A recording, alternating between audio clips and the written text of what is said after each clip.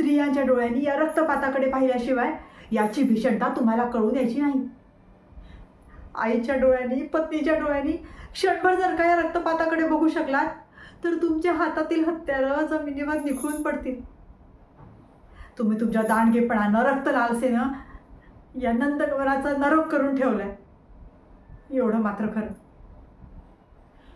विश्वाच्या पसाऱ्यात कीटकांपेक्षा जास्त महत्त्व नसणारी माणसं तुम्ही केवढ्या अहंकारानं लढाया लढवीत असता.